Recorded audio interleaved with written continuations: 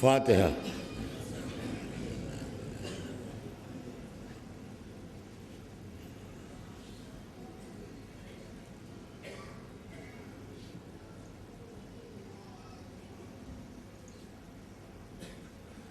اعوذ باللہ السمیع العلیم من الشیطان اللعین الرجیم، بسم اللہ الرحمن الرحیم، الحمد للہ رب العالمین، والصلاة والسلام علی سیدنا و شفیعنا ابی القاسم محمد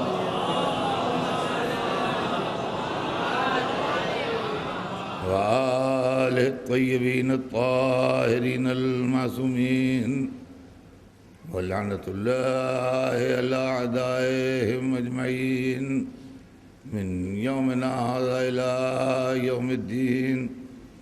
اما بعد فقد قال رسول اللہ صلی اللہ علیہ وآلہ وسلم انی تارک فیکم الثقلین کتاب اللہ وعترتی اہل بیتی ما ان تمسکتم بہما لن تضلوا بعدی وانہما لن یفترقا حتی یردا علی الحوض۔ صلوات بھیجنے محمد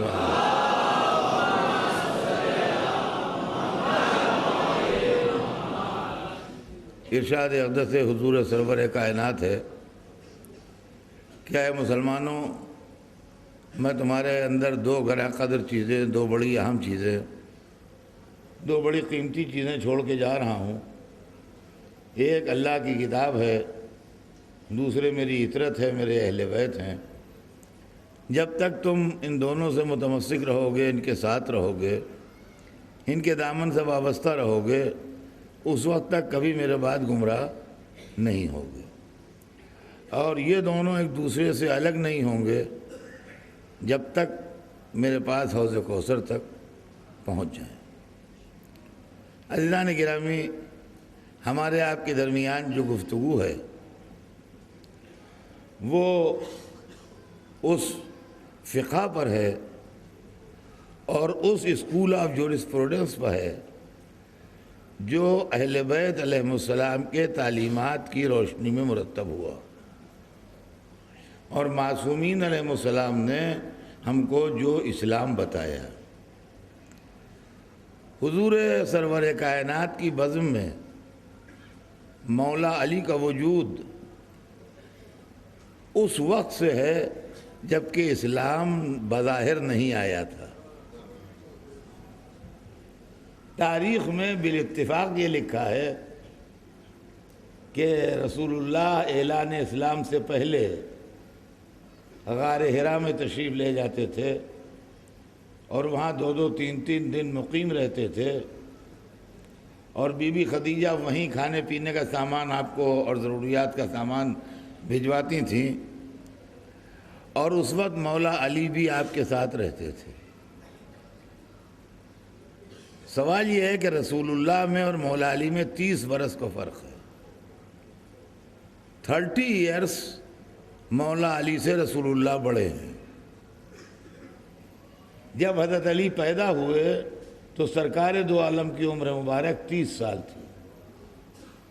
اعلان رسالت سے کچھ پہلے کا مطلب ہے کہ اگر اعلان رسالت سے 5 برس پہلے بھی رسول اللہ غار حرا میں جاتے تھے تو رسول کی عمر اس وقت 35 سال ہوگی، 35 ایئرس ہوگی اگر اعلان رسالت سے، اس لیے کہ 40 برس کے سن میں آپ نے اعلان فرمایا، تو اگر 5 برس پہلے سے وہاں جانے لگے تو اس وقت 35 ہوگی آپ کی ایج۔ تو جب رسول اللہ کی عمر 35 ہوگی تو علی کی عمر کیا ہوگی؟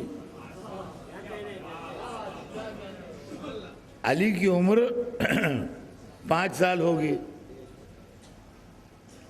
کبھی آپ نے سنا کہ 5 سال کا بچہ کسی مفکر کے ساتھ، کسی اسکالر کے ساتھ، کسی عالم کے ساتھ رات و دن گزارتا ہو؟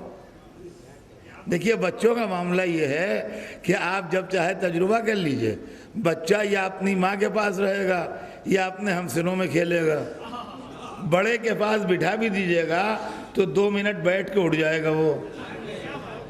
یہ کون سا بچہ تھا جو 3 دن سب کو چھوڑ کے رسول کے ساتھ غار حرا میں رہتا تھا؟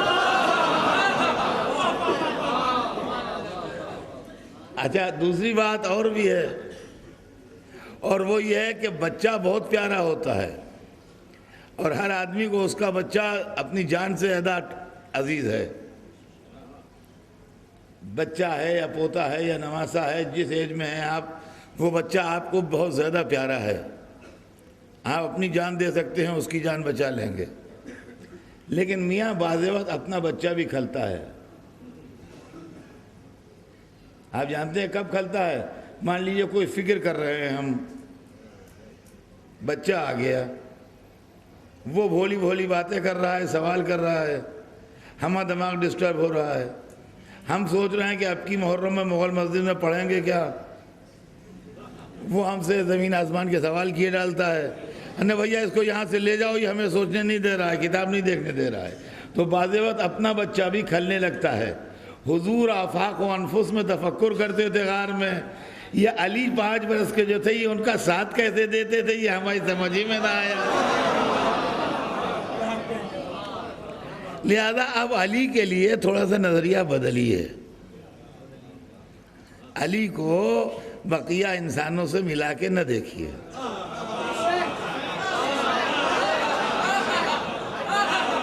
علی کو بقیہ انسانوں سے ملا کے نہ دیکھیے۔ اس کی وجہ یہ ہے کہ رسول اللہ کی گود میں پلے، بچپن میں رسول اللہ ابو طالب سے مانگ کے لے آئے تھے، اپنے بستر کے پاس علی کا گہوارہ رکھتے تھے، وہیں بچپن گزرا۔ جب اور تھوڑے بڑے ہوئے تو رسول کے ساتھ غار حرا میں جانے لگے، جب اور تھوڑے بڑے ہوئے تو رسول کے پیچھے پیچھے چلتے تھے۔ عرب کے ماحول میں اس سے خوبصورت مثال نہیں کہ میں رسول کے پیچھے یوں چلتا تھا جیسے اونٹنی کا بچہ اس کے پیچھے پیچھے چلتا۔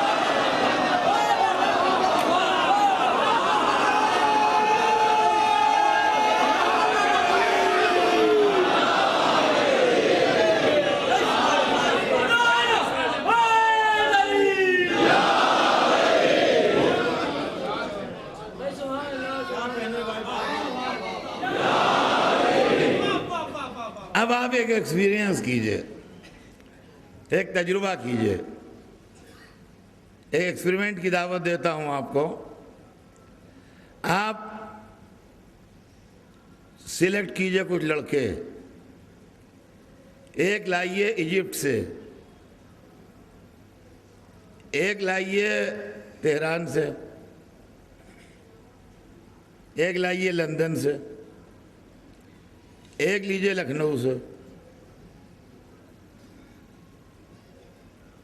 ایک لڑکا لکھنؤ سے لیجئے، ایک ایجپشین ہو، ایک ایرانی ہو، اور ایک یو کے کا ہو، لندن کا ہو۔ اچھے سمجھدار جوان لڑکے ہوں، 18 برس کے، 20 برس کے، اور ان چاروں بچوں کو لکھنؤ میں اردو کے کسی بہترین پروفیسر کے پاس پڑھنے بٹھا دیجئے۔ ایمانداری نہیں ہوگی اگر لکھنوی لڑکے کے ساتھ آپ نے ان تینوں لڑکوں کا امتحان لیا، اس لیے کہ ان کو زبان سیکھتے سیکھتے اتنی مدت لگ جائے گی۔ کوئی ٹے نہیں بول پاتا ہے، وہ عرب ہے جی، کوئی لفظ نہیں بول پاتا ہے، کوئی کچھ نہیں بول پاتا ہے، کوئی تے نہیں بول پاتا ہے، وہ یورپین ہے۔ ایک بڑی مصیبت میں جان آ جائے گی۔ وہ روٹی کو روتی کہتا ہے، یہ روٹی کو روٹی کہتا ہے، سمجھے آپ؟ پریشانی ہوگی۔ ان کو زبان سیکھنے میں برسوں لگ جائیں گے۔ لکھنؤ والا چونکہ اردو ماحول میں پیدا ہوا ہے اور اردو ماحول میں پلا ہے، لہذا اس کا امتحان الگ لیجئے، بقیہ کا امتحان الگ لیجئے۔ لہذا علی کو امت سے نہ ملائیے۔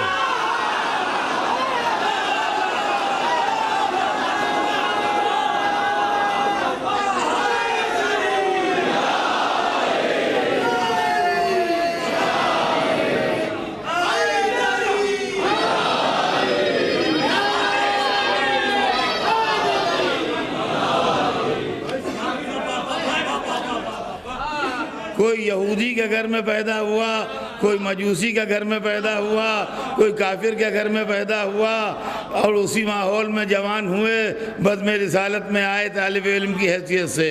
علی خدا کے گھر میں پیدا ہوئے، محمد کی گود میں صلوات بھیج دیں محمد۔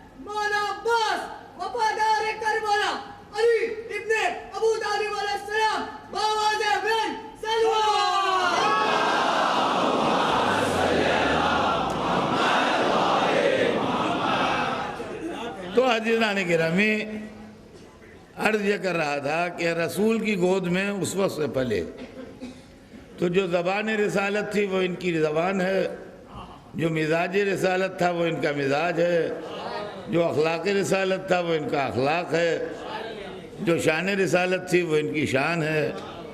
تو انہوں نے پورا اسلام دیکھا اور ہر وقت رسول کی بزم میں حاضر رہے۔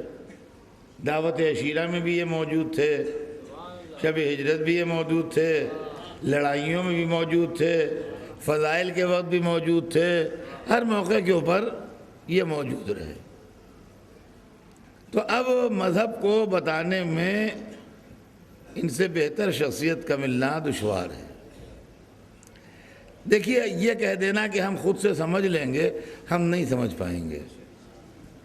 اس کی وجہ یہ ہے کہ کچھ لوگ یہ کہتے ہیں آپ الزام دیتے ہیں لوگوں پر۔ نہیں، ہم الزام نہیں دیتے ہیں، الزام کسی پر نہیں دیتے ہیں، لیکن یہ کہ انسانی کمزوریاں جو ہیں وہ اپنی جگہ پر ہیں اور اس سے انکار نہیں کیا جا سکتا۔ مثلا حکم رسول، حضرت توجہ سنیے گا جہاں جہاں میری آواز جا رہی ہے۔ حکم رسول کبھی سب کے لیے ہے، کبھی کسی خاص جگہ کے لوگوں کے لیے ہے، کبھی اجتماعی ہے یعنی عوام الناس کے لیے ہے، کبھی انفرادی ہے یعنی کسی پرٹیکولر آدمی کے لیے ہے۔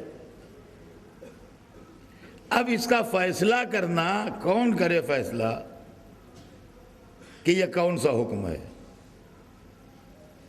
پھر آپ نے یہ بھی سنا ہوگا اسلام میں کہ آیتیں ناسخ و منسوخ ہیں، یعنی پہلے ایک حکم تھا، بعد میں وہ حکم بدل دیا گیا، دوسرا حکم آ گیا۔ اب ذرا سنیے گا آپ تفصیل ٹھنڈے دل سے۔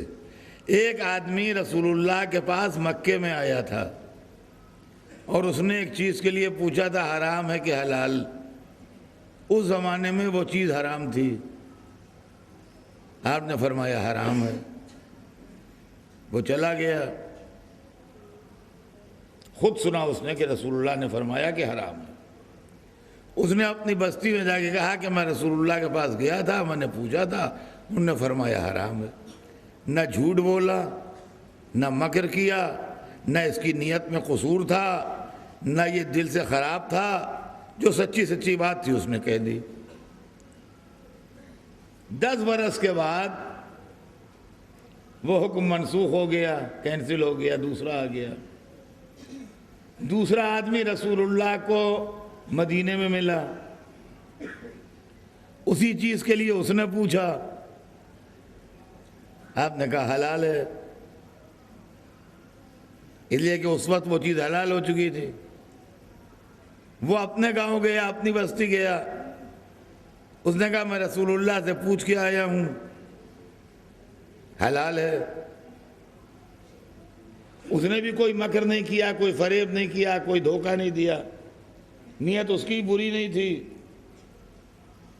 مگر بات میں اختلاف ہو گیا۔ اب اتفاق سے کسی موقع پر دونوں یکجا ہو گئے، رسول کی رحلت کے بعد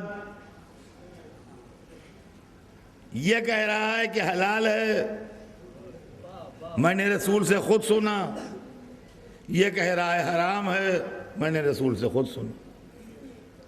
جھوٹے دونوں نہیں ہیں، دونوں سچے ہیں۔ ہے پرابلم کہ نہیں ہے؟ جھوٹا کوئی نہیں ہے۔ دیکھیے نیت پر شبہ نہ کیجئے، دونوں سچے ہیں، مگر اختلاف پیدا ہو گیا۔ ایک آدمی بس میں رسول میں بیٹھا تھا، وہ ڈائبٹک تھا، انہوں نے کہا یا رسول اللہ میں کھجور کا حلوہ کھاؤں؟ آپ نے کہا نہ، تم کھجور کا حلوہ نہ کھاؤ، تمہارے لیے جائز نہیں۔ یہ حکم خاص ہے، اس لیے کہ کھجور کا حلوہ کھانے سے اس کی ڈائبٹیز بڑھ جائے گی، بیمار ہو جائے گا۔ وہ بیچارہ زیادہ سمجھدار نہیں تھا، وہ سمجھا کہ مطلقاً کھجور کے حلوے کو منع کر رہے ہیں۔ وہ اپنے گاؤں میں گیا کہ خبردار کوئی کھجور کا حلوہ نہ کھائے، رسول اللہ نے کہا ہے کھجور کا حلوہ حرام ہے۔ اب بتائیے، ہم یہ نہیں کہہ سکتے کہ یہ آدمی برا ہے، یہ آدمی دھوکہ دے رہا ہے، نہیں، اس کے فہم کا قصور ہے کہ انفرادی حکم کو سب کے لیے سمجھ رہا ہے۔ اور فرمایا آپ نے، تو اب مسئلہ یہ ہے کہ ایک آدمی بزم رسالت میں ایسا ہونا چاہیے جو یہ فیصلہ کرے کہ قول رسول کا مطلب کیا ہے، اور وہ آدمی علی سے بہتر نہیں ہے جو بتائے گا کون حکم عام ہے، کون حکم خاص ہے، کون سب کے لیے ہے، کون فرد کے لیے ہے، کون علاقے کے لیے ہے، کون زمانے کے لیے ہے۔ اور غالباً یہی وجہ تھی کہ مسجد النبی بھری ہوئی ہے، تو مسجد النبی ان لوگوں سے نہیں بھری ہوئی تھی جن سے مغل مسجد بھری ہے۔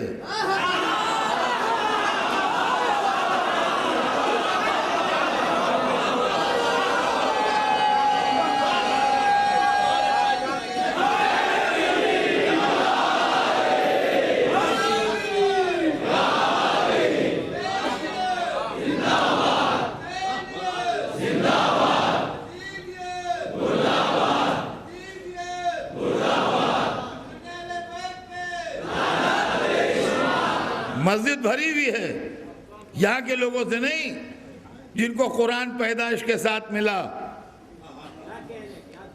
مسجد ان لوگوں سے بھری ہے جن کے سامنے تھوڑا تھوڑا کر کے قرآن آیا۔ مکے میں اتنا اترا، مدینے میں اتنا اترا، جنگ میں اتنا اترا، امن میں اتنا اترا، رات میں اتنا اترا، دن میں اتنا اترا۔ ان لوگوں سے مسجد بھری ہے جن کے سامنے قرآن اترا ہے، اور اس میں علی بھی بیٹھے ہیں اور کہتے ہیں آؤ میں تمہیں بتاؤں کون سی آیت دن میں آئی، کون سی رات میں آئی، کون سی ناسخ ہے، کون سی منسوخ ہے، کون سی جنگ میں آئی، کون سی امن میں آئی، کون سی میدانی علاقے میں اتری، کون سی پہاڑی علاقے میں اتری۔ اور کوئی نہیں کہتا کہ یا علی تم کیا بتاؤ گے، جہاں تم تھے وہاں ہم تھے، ہمیں خود معلوم۔ صلوات بھیجتے ہیں محمد۔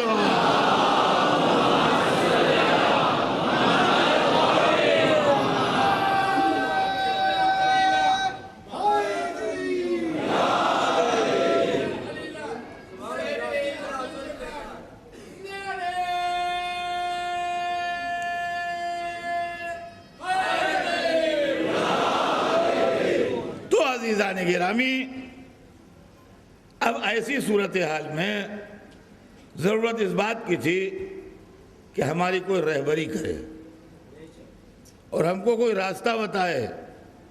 چنانچہ ہم نے رہبری کے واسطے اور راستہ معلوم کرنے کے لیے رسول کے خاندان والوں کا انتخاب کیا۔ پہلی بات تو غور طلب یہ ہے کہ اگر ہم نے خاندان رسالت کو رہبری کے لیے چنا تو غلطی کیا کی؟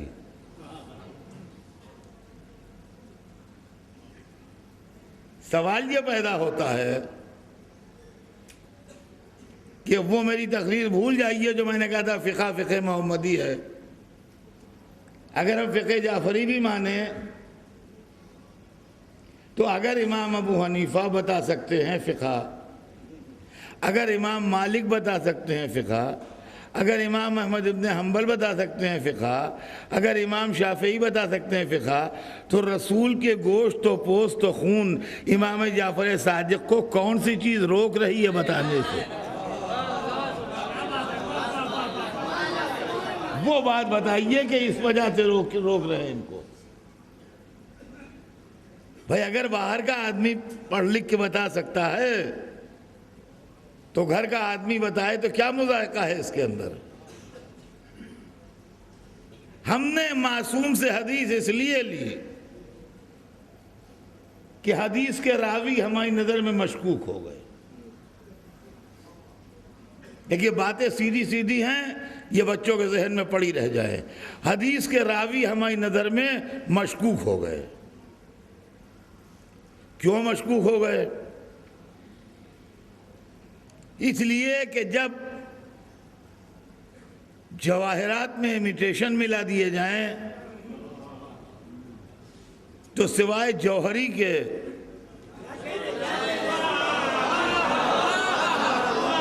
ہر ایک کی بس کی بات نہیں ہے کہ چھان پھٹک کے نکال لے کہ یہ امیٹیشن ہے، یہ ہیرا ہے، یہ یاقوت ہے، یہ شیشہ ہے، یہ نیلم ہے، یہ ٹکڑا ہے شیشے کا، یہ نہیں معلوم ہو سکتا ہمیں۔ تو حدیث رسول ہیرے کی طرح، بشرطے کہ رسول نے فرمائی ہو۔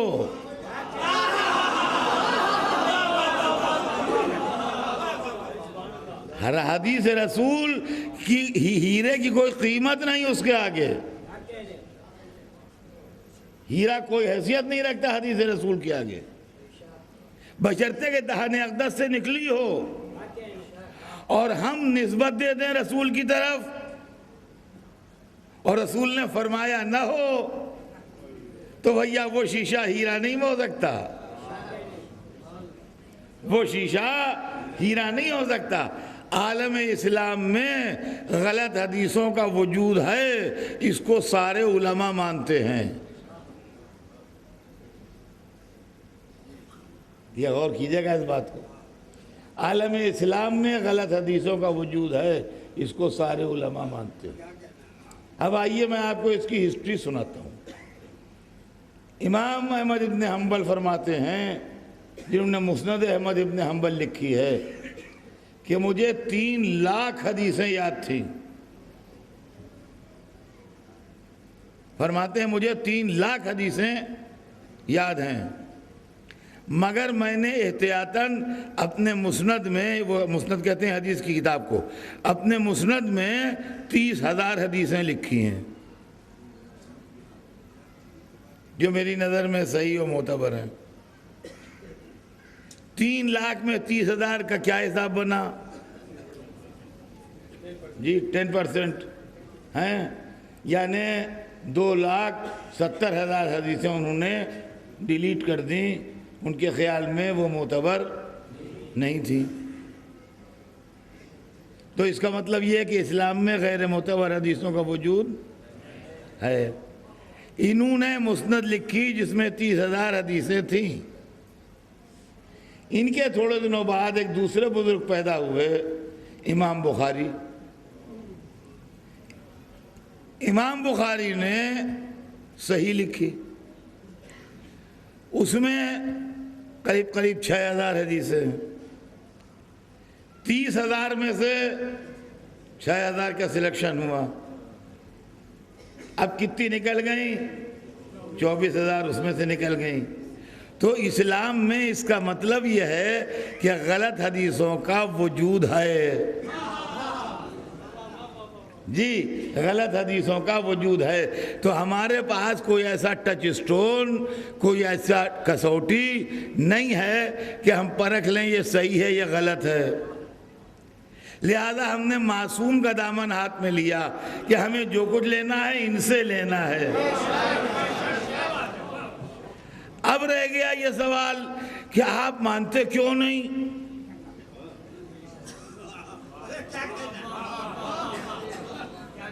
آپ مانتے کیوں نہیں؟ اتنی بڑی کتاب آپ مانتے نہیں؟ سوال یہ پیدا ہوتا ہے کہ امریکہ ہندوستان سے کار کیوں نہیں منگاتا؟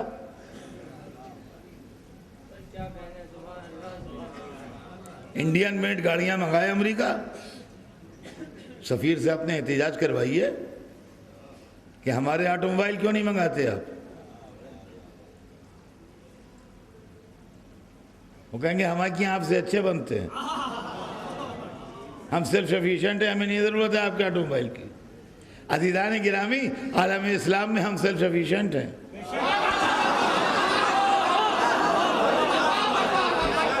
ہمیں نہیں ضرورت ہے کسی کی۔ رہ گیا یہ کہ ماننے نہ ماننے کی بات جہاں تک ہے، ماننے نہ ماننے کی وجہ آپ ہم سے سنیے، کلیجہ تھام کے سنیے گا۔ ہاں،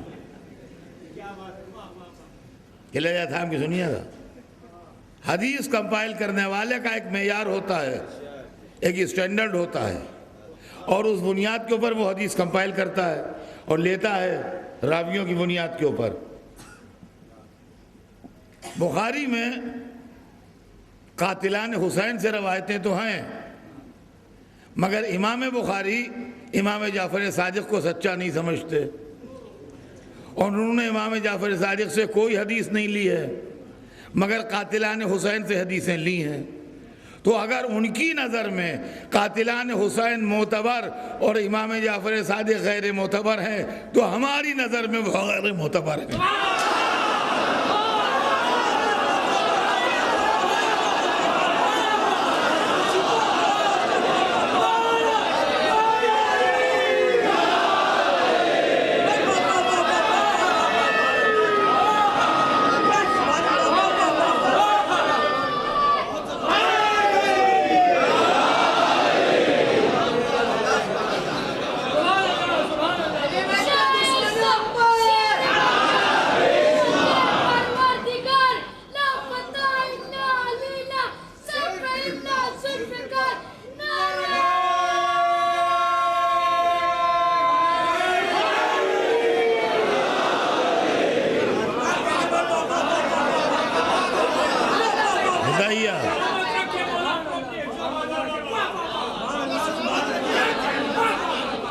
اب رہ گیا یہ کہ جو چیزیں ادھر سے ہیں ان کو ادھر والی چیزوں سے کمپیئر نہ کیجئے۔ قرآن میں آیتیں کتنی ہیں؟ بنا پر مشہور 6666، بنا پر مشہور میں نے کہہ دیا ہے، بنا پر مشہور 6666۔ معتبر کتنی ہیں؟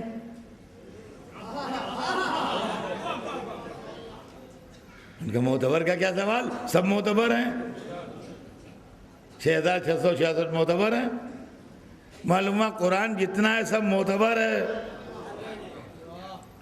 حدیث کے اندر جہاں ہمارا دخل آیا وہاں غیر معتبر ہو گئی۔ رسول کتنے ہیں؟ 1,24,000۔ ان میں پیغمبران راشدین کتنے ہیں؟ کہ یہ کیا سوال ہے؟ سب کے سب راشد تھے، سب کے سب نیک تھے، مگر جب دنیا نے بنائے تو فیگر 4 سے آگے نہ بڑھی۔ تو عزیزان گرامی، غور طلب بات یہ ہے کہ یہ دین کا مسئلہ ہے۔ ہم اس کے اندر جو اہل بیت کو ہم نے اپنا رہبر بنایا ہے وہ اس لیے بنایا ہے کہ اہل بیت کے علم کے اوپر ہمیں اعتبار ہے۔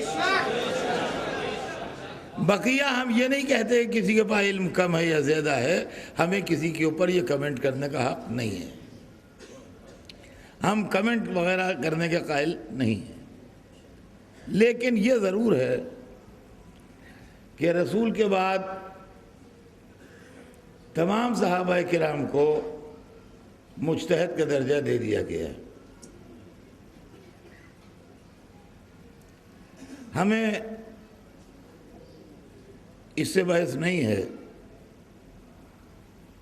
کہ ان کا احترام نہ کیا جائے، ہمیں لفظ مجتہد سے اختلاف ہے۔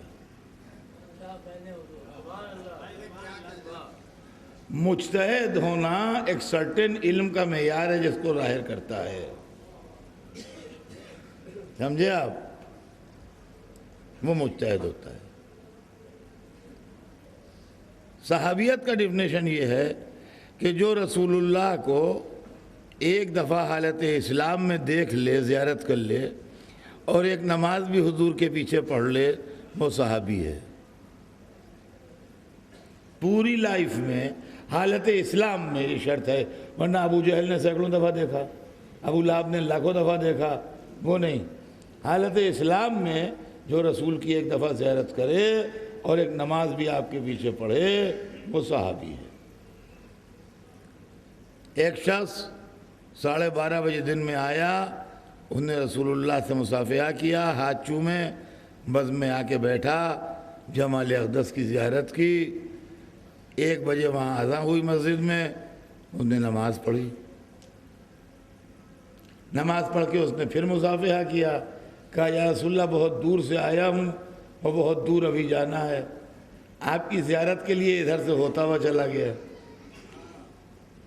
یہ شخص صحابی ہو گیا، یہ شخص صحابی ہو گیا۔ خدا کی قسم منبر پہ کہہ رہا ہوں، مجھے اس پر کوئی اعتراض نہیں ہے کہ آپ اس کا احترام کریں۔ اگر وہ آدمی یہاں آ جائیں، وہ بزرگ جن نے رسول کی زیارت کی ہے اور نماز پڑھی ہے، تو سب کو تعظیم کے لیے اٹھنا چاہیے۔ اس لیے کہ ہم میں سے کسی نے حضور کی زیارت نہیں کی ہے، انہوں نے کی ہے۔ لیکن اگر ایسے ایک بزرگ آ جائیں ان کی موجودگی میں جنہوں نے 10 دفعہ رسول کی زیارت کی ہو، تو ان کو تعظیم کے لیے اٹھنا چاہیے۔ اور اگر ایسے بزرگ آ جائیں جنہوں نے 100 دفعہ رسول کی زیارت کی ہو، تو ان کو اٹھنا چاہیے۔ اور اگر ایسے بزرگ آ جائیں جنہوں نے 1000 دفعہ کی ہو، تو 100 دفعہ والے کو اٹھنا چاہیے۔ اور ایسے آ جائیں جنہوں نے ہزاروں دفعہ کی ہو، تو 1000 دفعہ والے کو اٹھنا چاہیے۔ یہاں تک تو سب ہاں میں ہاں ملاتے ہیں، اس کے آگے بگڑ جاتے ہیں۔ اور اگر ایسے آ جائیں جو حالت نماز میں پشت پہ آتے ہوں،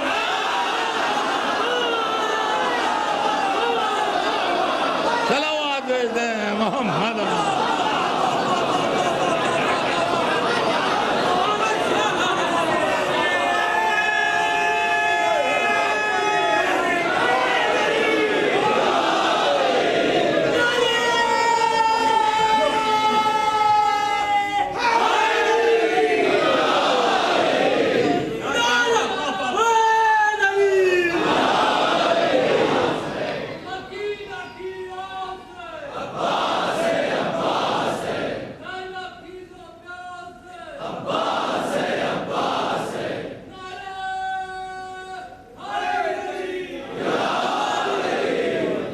تو عزیزان گرامی،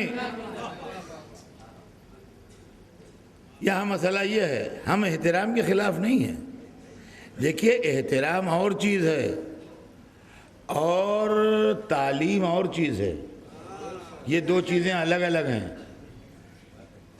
احترام اور تعلیم، ان دونوں کے اندر میل نہیں ہے، ایک چیز نہیں ہے یہ۔ ایک آدمی ہے جس کے والد معمولی اردو پڑھے ہوئے ہیں، معمولی اردو پڑھے ہوئے ہیں، خط لکھ لیتے ہیں، اردو میں خط پڑھ لیتے ہیں، اٹک اٹک کے اردو کا اخبار پڑھ لیتے ہیں، ہاں، یہ ان کی لیاقت ہے۔ لڑکا زالوجی میں MSc کر رہا ہے، وہ پڑھنے جاتا ہے کسی سے، کہ بڑا نالائق لڑکا ہے، باپ سے نہیں پڑھتا، وہاں جاتا ہے۔ ہمارے جو جانتے نہیں پڑھائیں گے کیا؟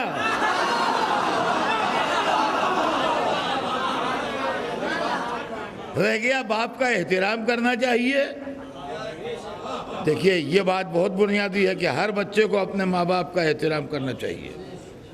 مجھے یہ بات ایک دن پڑھنا تھی، اب موقع ملے نہ ملے تو آج ہی کہتا چلوں کہ فیملیاں ٹوٹ رہی ہیں، حالات بگڑ رہے ہیں۔ یہ چیز اہل بیت کے چاہنے والوں کے لیے زیب نہیں دیتی ہے۔ ماں باپ کا احترام بچے نہیں کر رہے ہیں، بچوں کی صحیح تربیت والدین نہیں دے رہے ہیں، بیوی کی زیادتی شوہر کے اوپر ہے تو اس کا جان لیے لیتی ہے، شوہر کی زیادتی بیویوں پر ہے، وہ ان کو ہلاک کیے دیتے ہیں۔ فیملی کو بنا کے رکھیے، اس کے لیے اسلام نے تعلیمات دی ہیں، اس کے لیے تعلیمات اہل بیت ہیں، اس کے لیے پوری کتابیں ہیں۔ ہر ایک کا ہر ایک پر حق ہے، اولاد پر ماں باپ کا حق ہے، ماں باپ پر اولاد کا حق ہے، زوجہ پر شوہر کا حق ہے، شوہر پر زوجہ کا حق ہے، پڑوسی پر پڑوسی کا حق ہے، عزیز پر عزیز کا حق ہے۔ ان تمام حقوق کا خیال رکھیے۔ تو باپ کا احترام فرض ہے، اس کا ادب کرے، مگر زالوجی کا اسٹوڈنٹ پڑھے گا کیا اس سے؟ ہاں مجھے انصاف سے بتائیے، تو پڑھنے تو کہیں اور جائے گا۔ البتہ احترام اسے اپنے باپ کا کرنا چاہیے۔ بھئی یہی ہم بھی کہتے ہیں کہ صحابہ کرام کے احترام میں فرق نہ لائیے، مگر پڑھیے اہل بیت سے۔ صلوات بھیجتے محمد۔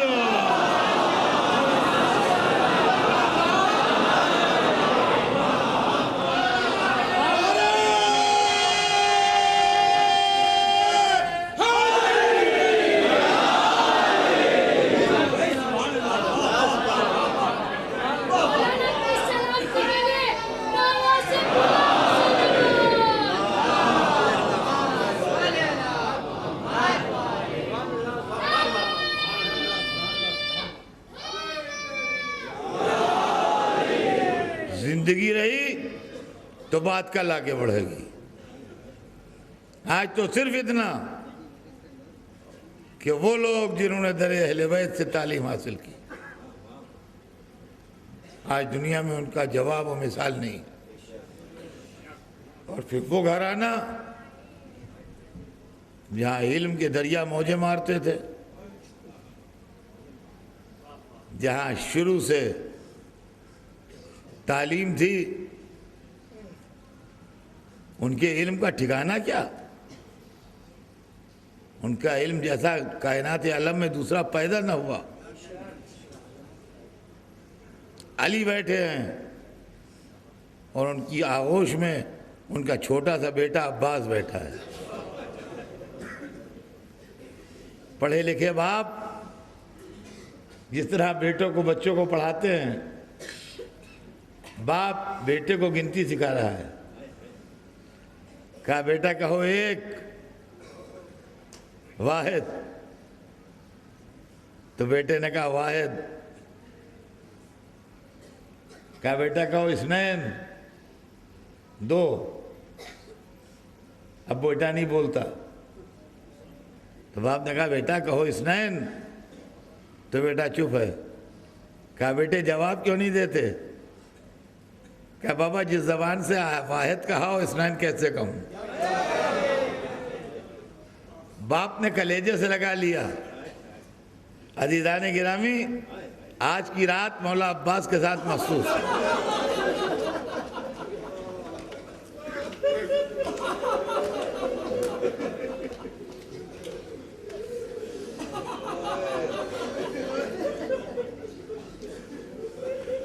آپ اس کی عظمت کا اندازہ کیا لگائیں گے؟ فکر بشر کانپ جائے کہ جو 3 اماموں کی گود میں پلا ہو اور 2 اماموں کو گود میں پالا ہو۔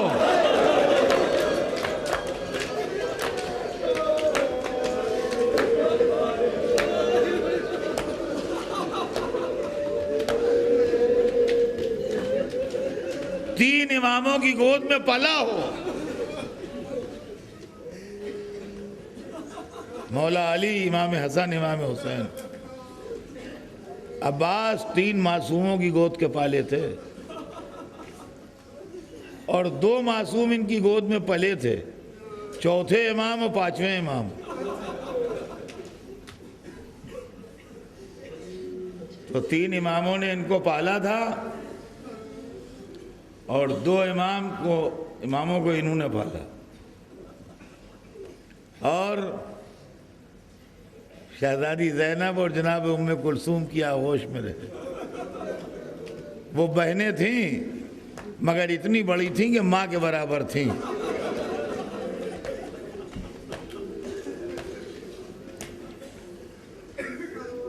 شہزادی زینب حضرت عباس سے لگ بھگ 22 برس بڑی تھی. تو 22 برس بڑی ماں ہوتی ہے بھائی، بہن کہاں ہوتی ہے؟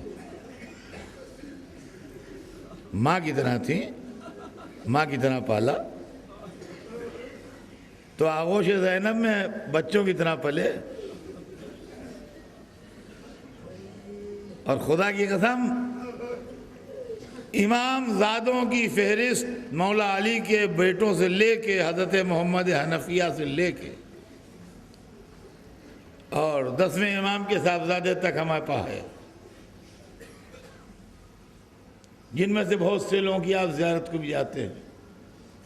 جو لوگ ایران، عراق وغیرہ جاتے ہیں زیارت کرنے کے لیے، وہ لوگ امامزادوں کی زیارتوں کو بھی جاتے رہتے ہیں. وہاں پر قبریں ہیں، ان پر جاتے ہیں، عقیدت سے جاتے ہیں، محبت سے جاتے ہیں، زیارت کرتے ہیں.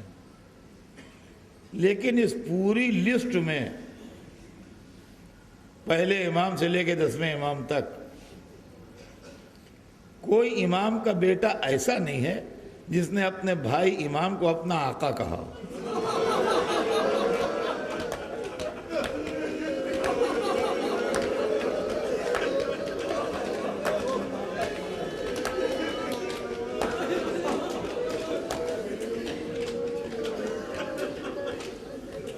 یہ صفت میرے مولا عباس کی تھی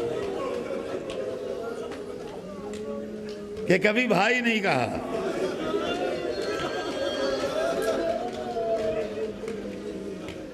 میں حسین کا غلام ہوں.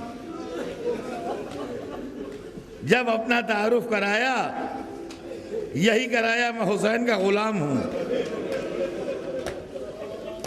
ہاں حسین کہتے تھے میرا بھائی ہے، مگر عباس کہتے تھے میں حسین کا غلام ہوں.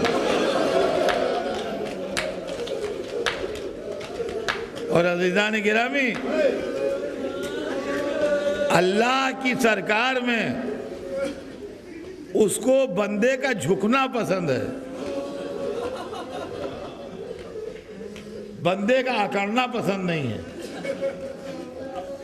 غرور و تکبر اللہ کو پسند نہیں ہے.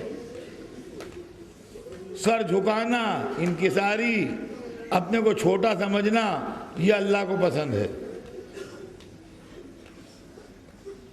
چنانچہ حضور نے عبدیت کو اپنے لیے منتخب کیا. تو آج تک نماز میں وَأَشْهَدُ أَنَّ مُحَمَّدًا عَبْدُهُ وَرَسُولُهُ، رسالت سے پہلے عبدیت کا تذکرہ آتا ہے. عباس نے ہمیشہ اپنے کو عبد کہا.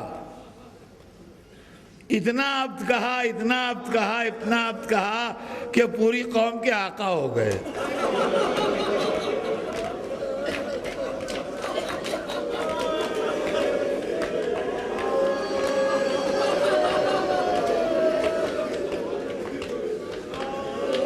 اور اللہ نے جو انعام دیا ہے اس عبدیت کا، عزیزان گرامی، دنیا میں کسی کو یہ انعام نہ ملا ہوگا جو اس عبدیت حسین کا انعام عباس کو ملا.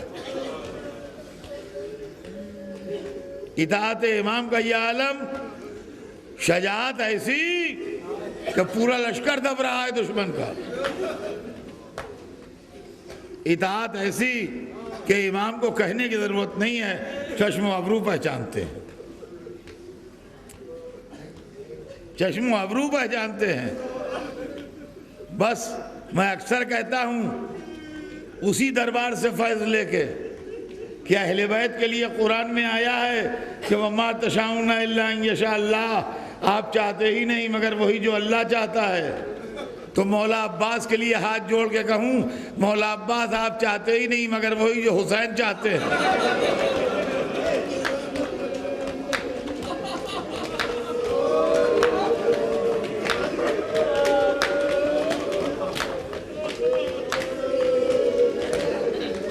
آپ چاہتے ہی نہیں مگر وہی جو حسین چاہتے ہیں. تاریخ بتاتی ہے ہمیشہ اپنے کو عبد، میں غلام ہوں، میں حسین کا غلام ہوں، میں حسین کا غلام ہوں، عبد کہتے کہتے دنیا سے چلے گئے، اب شہادت کے بعد مرتبے کا اعلان ہوا۔ زیارتیں اماموں سے منسوب ہیں، یہ زیارتیں جو ہم پڑھتے ہیں یہ کچھ ہماری آپ کی گڑھی بھی نہیں ہے، یہ معصوموں کی بتائی ہوئی زیارتیں ہیں جو پڑھتے ہیں۔ حضرت عباس علیہ السلام کی زیارت پڑھیے، آپ برابر پڑھتے ہیں مجھے معلوم ہے، لیکن آپ پڑھیے، دیکھیے میں پڑھتا ہوں، اب وہ جملہ آپ کو یاد آ جائے گا، السلام علیکہ ایھا العبد الصالح، پڑھا جاتا ہے کہ نہیں؟ المطیع للہ ولرسولہ ولامامہ،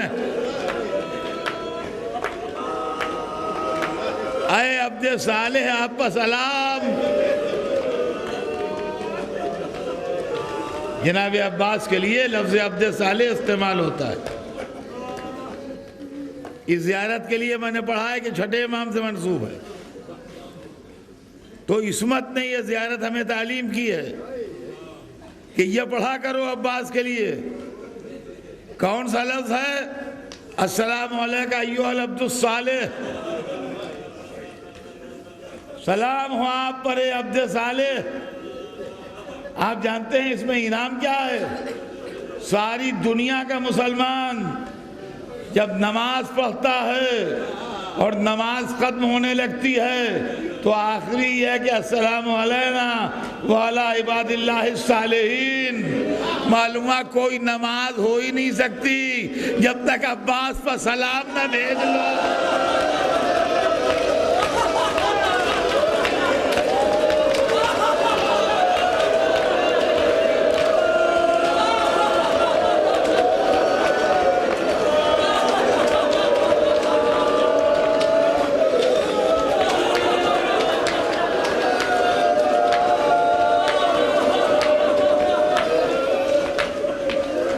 بغیر عباس پر سلام بھیجے ہوئے نماز نہیں ہوتی۔ نماز ختم ہوتے ہوتے آخری سلام عباس کو۔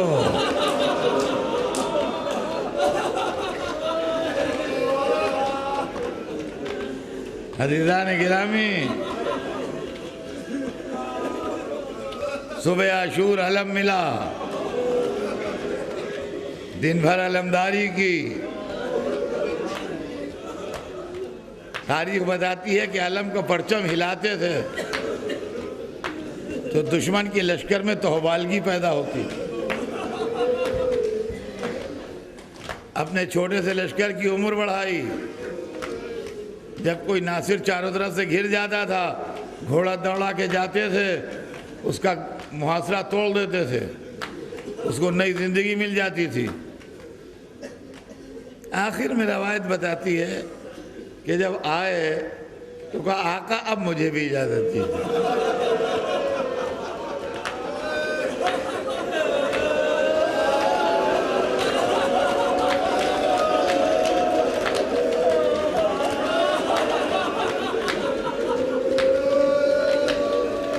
انہوں نے کہا بھیا تم تو میرے لشکر کے علمدار ہو۔ کہا آقا وہ لشکر کہاں گیا جس کا علمدار تھا؟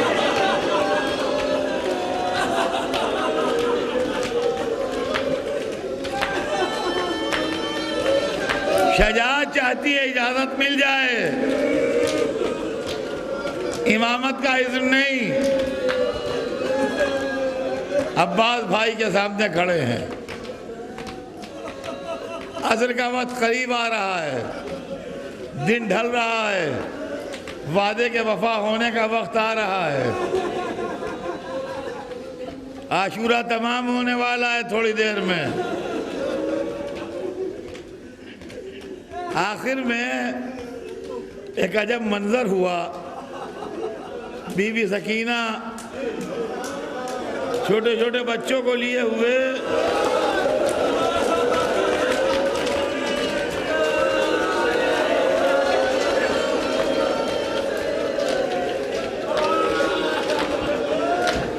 عباس کو گھیر لیا.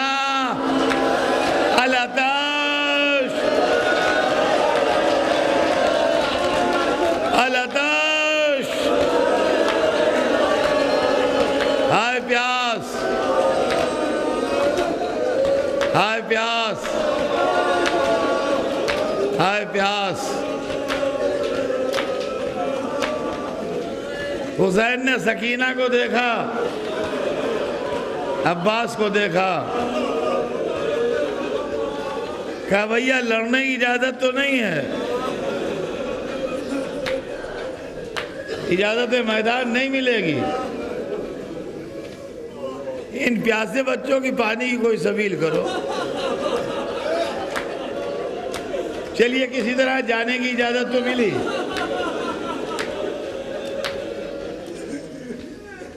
سکینہ دوڑ کے خیمے میں گئیں، ایک سوکھا مشکیزہ لے کے آئیں.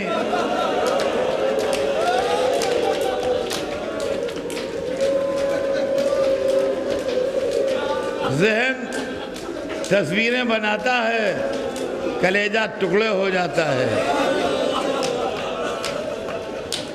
4 برس کی ننھی سی بچی مننے مننے ہاتھ اٹھا کے مشکیزہ دے رہی ہے.